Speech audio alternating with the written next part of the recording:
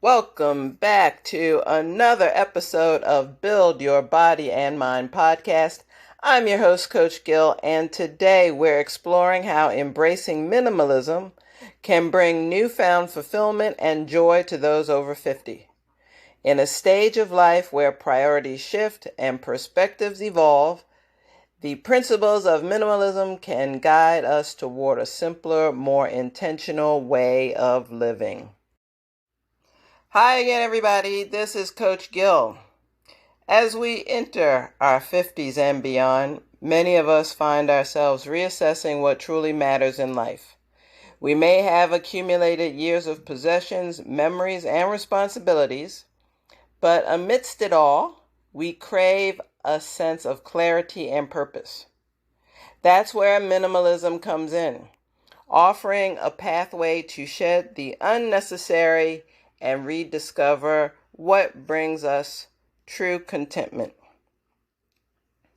My own journey towards a minimalist lifestyle took on new significance as I entered my 50s. I found myself questioning the need for excess, both in material possessions and in commitments. And what happened was, it was really during the pandemic that I was on the tail end of my midlife crisis, which I hope by now is finished, but I was still struggling back then. It was during the pandemic, and I really was feeling low, and I was hiding in my house all the time. And what's important to note is I'm a big traveler. I've traveled a good chunk of the globe, and I was the type of person who liked to go out to explore things, to find new adventures. But what happened was, during that period when we were all confined, something changed in me, and I was staying in a lot. And there was a certain point where I realized something had to change. So I pulled out my old trusty backpack that I used when I was traveling through Southeast Asia and Europe. I dusted that off. And by the way, when I looked at that old backpack, I hadn't seen it in a while, and I started to get excited, just like I did when I was much younger. And I grabbed my trusty road bike that I so love, and I decided that I wanted to explore parts of France that I hadn't seen before, because even though I'd been living in France for close to 20 years at that time, there were a lot of regions that I didn't know. So I decided to set out with just that, and I indeed zigzagged across France, and I did that. Sadly, it took me 2 years to get myself together, but it is what it is. But they were 2 very enjoyable years.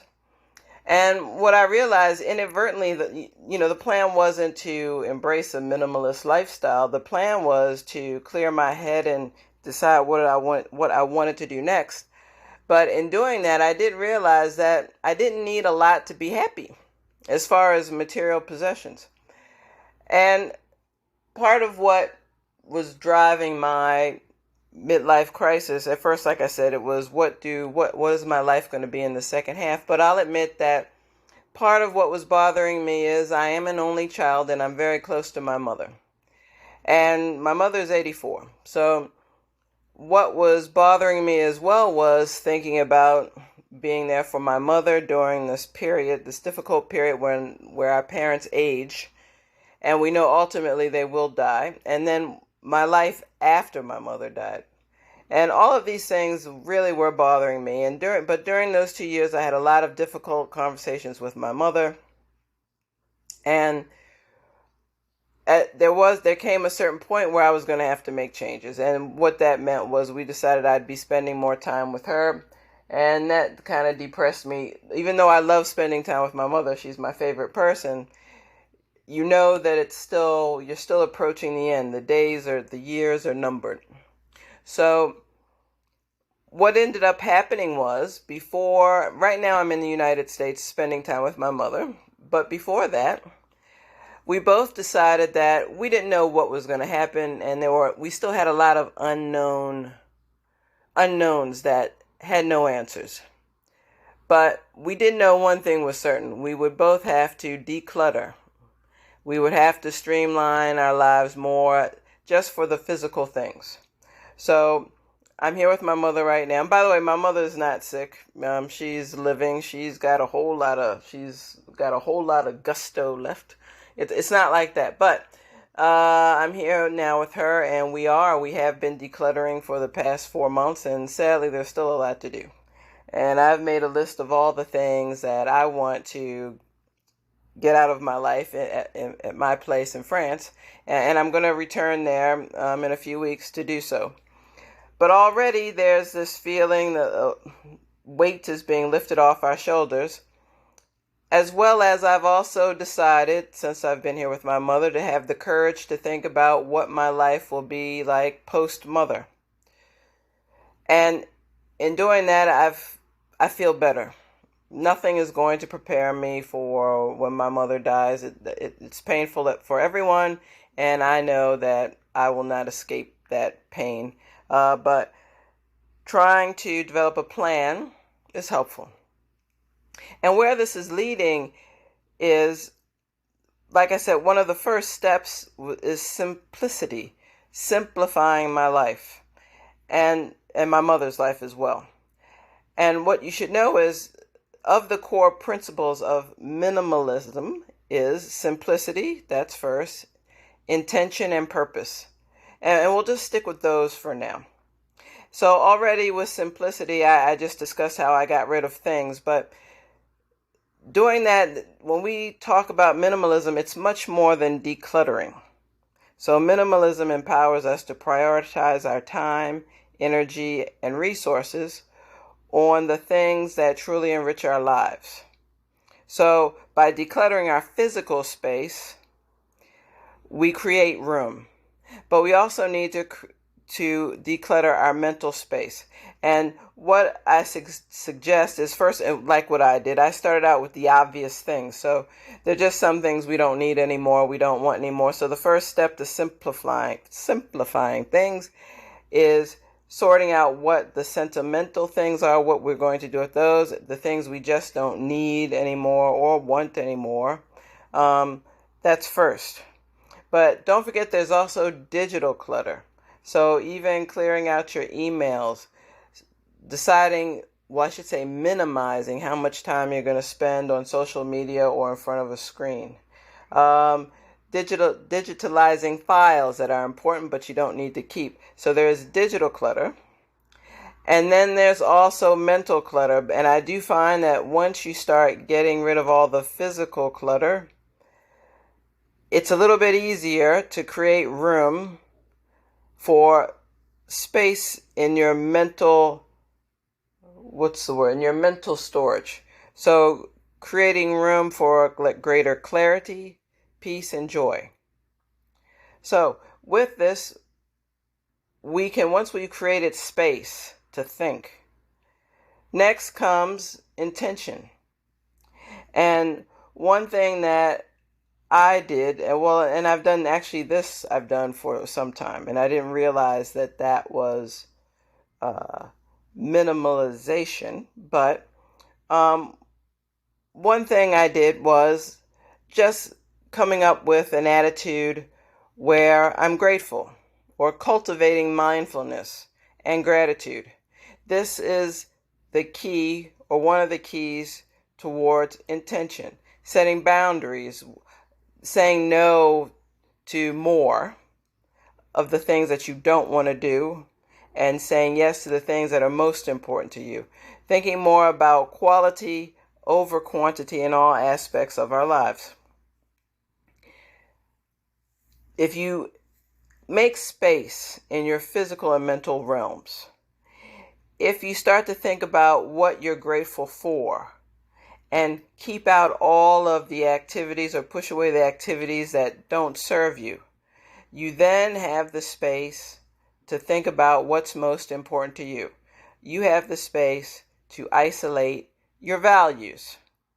And once you've determined what your values are in the here and now, it's then that you can start to take action with intention to reach the goals that you set for yourself. And when you do this, you are then acting purposefully. Once you set the goals, you've decided what's most important to you, suddenly it will become easier to make decisions with the small things from day to day, because you'll know if it doesn't serve you, you're not going to do it. You'll only focus on the things that you know are going to serve to the greater purpose. What I found already in taking some of these steps is already I feel reduced stress and anxiety. There's definitely more clarity. And when I talk about clutter, I'm also talking about the financial clutter. Having financial freedom. Getting your books and your money in order. That is we can't escape the need for money. When you have your finances in order, you are minimalizing and you are creating more space to do the things you really want. It will also improve your relationships. And lastly, and obviously, whether you're green or not, minimalism is a positive impact on the environment. I would also say, now, when you're doing this, it's not easy. Transitioning to a minimalist lifestyle later in life comes with its own set of challenges. From letting go of sentimental items to reevaluating long-held beliefs about success and fulfillment. However, the rewards are profound. I think the freer you feel, the more likely you are to pursue passions and develop a greater sense of gratitude. As always, like anything else, this is a transformative journey, and when we talk about things that are transformative, they take time. So, if you're reflecting on what truly matters to you,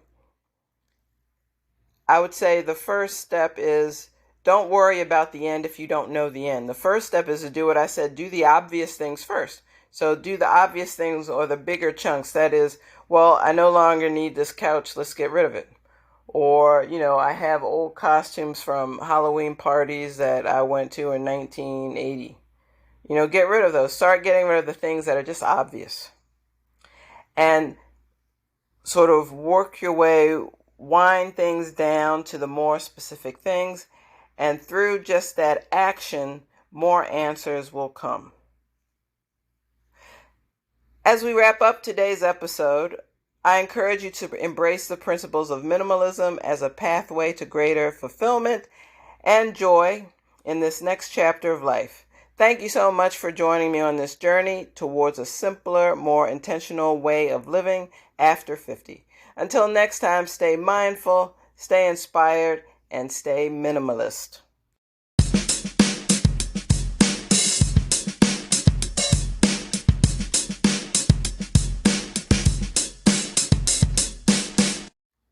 This concludes today's episode of Build Your Body and Mind podcast. If you found our discussion on minimalism in later life insightful, be sure to subscribe for more episodes exploring ways to thrive in this next chapter. Until next time, take care and embrace the beauty of simplicity. Bye-bye. Bye.